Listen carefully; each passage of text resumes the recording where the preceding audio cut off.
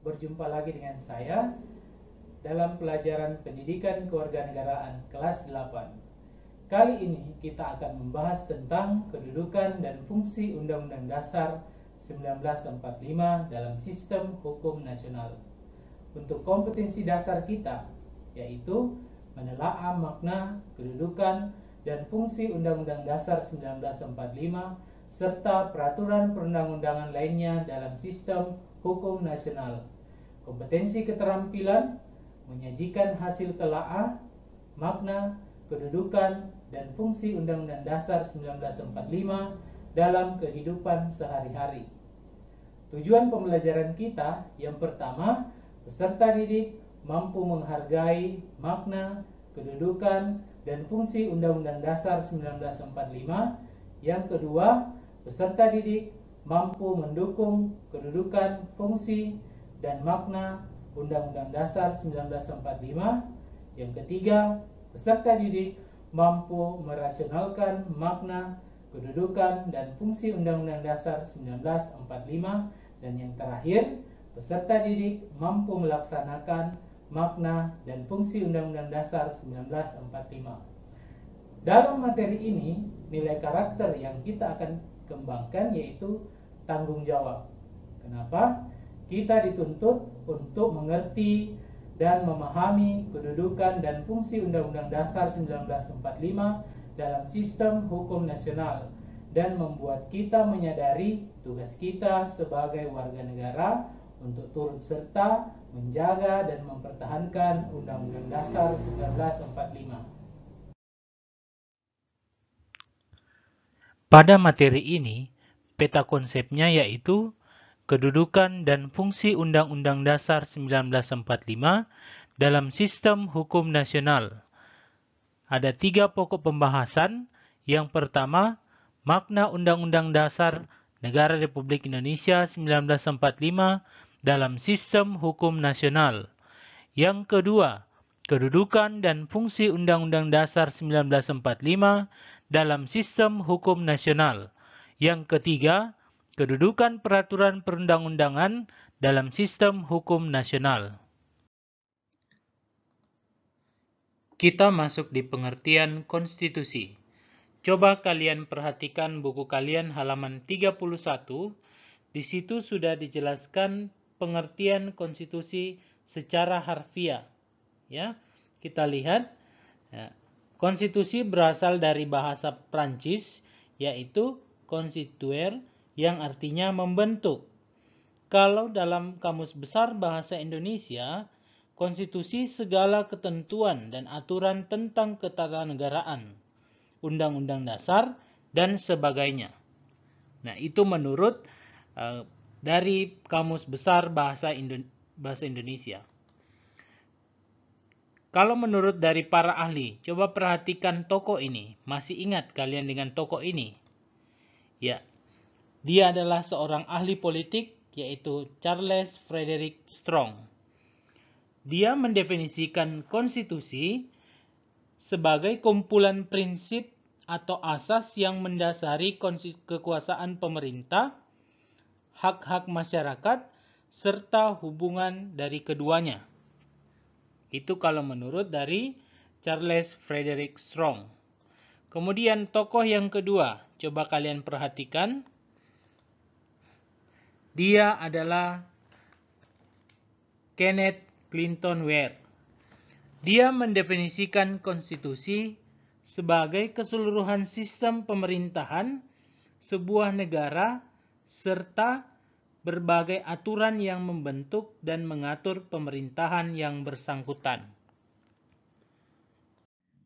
Jadi, berdasarkan definisi menurut para ahli tadi dan menurut Kamus Besar Bahasa Indonesia, dapat kita simpulkan bahwa konstitusi adalah seperangkat hukum dasar yang dijadikan pegangan dan acuan dalam penyelenggaraan kehidupan berbangsa dan bernegara. Ya, jadi tolong kalian ingat bahwa konstitusi adalah seperangkat hukum dasar. Intinya dalam pengaturan penyelenggaraan kehidupan bernegara. Ya, di negara Indonesia, di negara kita, konstitusi terbagi menjadi dua jenis, yaitu konstitusi tertulis dan konstitusi tidak tertulis.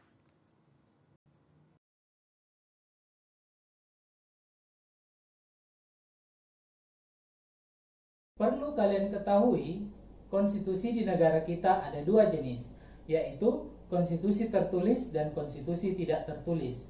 Nah, coba kalian bedakan yang mana konstitusi tertulis dan yang mana konstitusi tidak tertulis. Coba kalian perhatikan kasus di atas.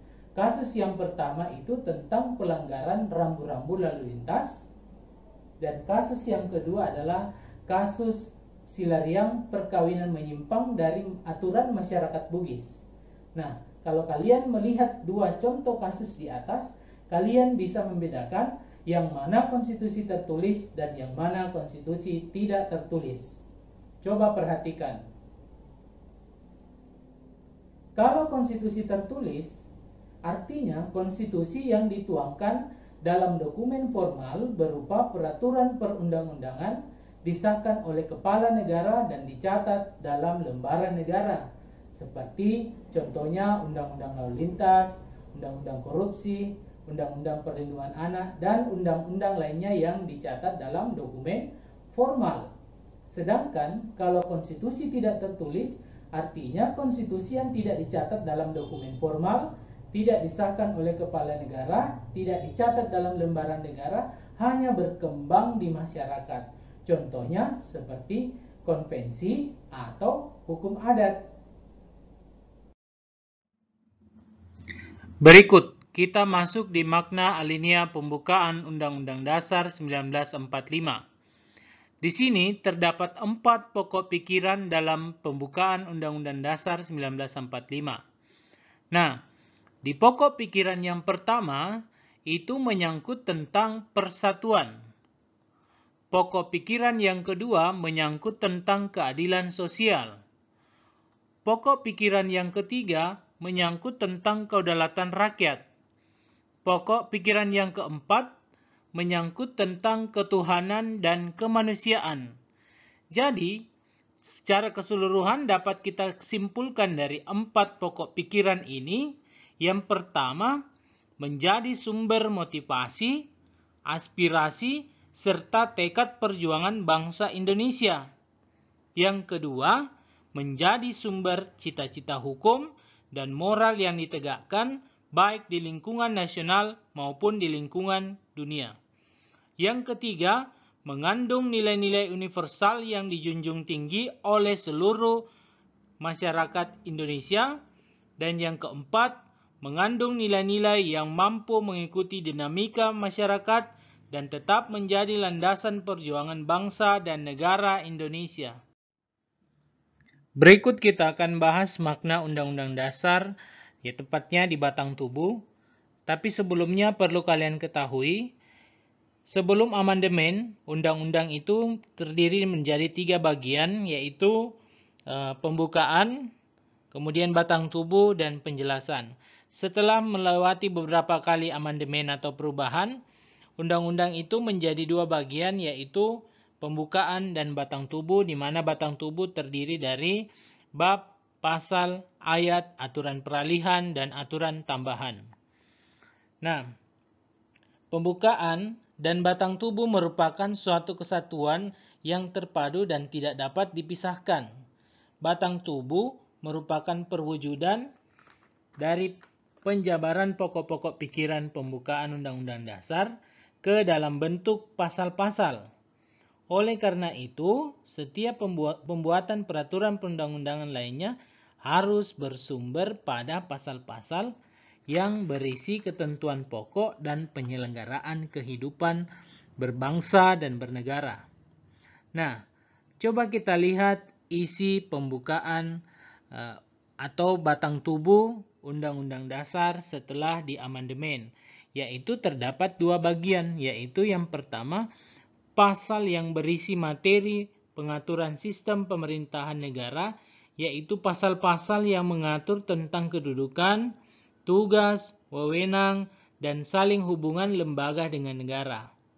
Yang kedua, pasal yang berisi materi hubungan negara dengan warga negara penduduknya serta gagasan negara di bidang politik, ekonomi, sosial, budaya, hankam, dan lain-lain, serta ke arah mana negara dan bangsa akan bergerak menuju cita-cita atau tujuan nasional.